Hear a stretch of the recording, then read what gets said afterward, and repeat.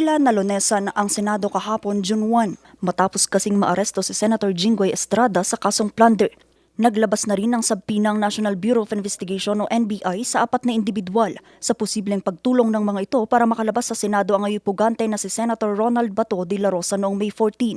Matapos ang magkakasunod ng kontrobersyang bumalot sa Senado, kabilang na ngayon sa mga ipinatatawag ng NBI sina ngayon suspendidong Senate Sergeant at Arms Mau Aplasca, Pasay City Police Chief Colonel Joselito De Sesto, Senator Robin Padilla at Deputy Chief of Staff ni Senator Robin na si Virgilio Carino. Bukod sa samon mula sa NBI, inirekomenda na rin ng CIDG na sampahan ng kasong obstruction of justice si Senator Robin Padilla. Isa sa mga tinitignan na anggulo ay kung planado ba ang pagtakas ni Senator Bato kasunod ng sinasabing gun scare noong May 1. During our discussion, during the time when we were about to serve the warrant of arrest to Senator Bato, ang isang ginagawa nilang confession doon, hindi daw kasi local court yung ICC. Kung local court daw, papayag na mag-aresto eh. So, along that vein, along that line of argument, ibig sabihin, kahit sa loob siya ng Senado, he will be arrested.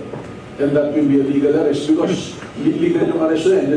Just like what happened to Senator De Lima, Senator Trillanes, and Senator Enrile. Hindi pa naglalabas ng pangwakas na konklusyon ng NBI pero patuloy nitong tinitipon ang mga testimonya, CCTV footage, communication records at iba pang ebidensyang maaaring makatulong sa kaso. If you see the video, more than 20 agents of the NBI were allowed in on May 11. And we already napagtagpi-tagpi. The OSAA then and the SecGen were meeting. They even inspected the helipad and all parts kung saan pwesto yung mga NBI. So again, at this point, I'm not making a conclusion. At this point, I'm not pointing fingers. Samantala, pinag-aaralan na rin ng NBI ang posibleng pagpapadala ng hiwalay na sabpina sa may bahay ni Senator Bato na si Nancy De La Rosa. He was explaining his side that it's never happened before.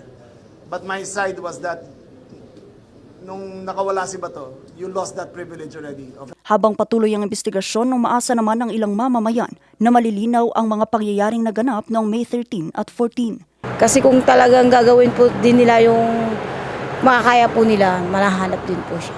Oo, hindi naman nakita pa, pero may tendency na rin siguro na harapin nila yung nagawa nilang kasalanan sa gobyerno. Kasi kahit sabihin natin na sila ay nakaupo sa mataas na katungkulan at nagkasala sila, di dapat naman nila sanang harapin. Opo.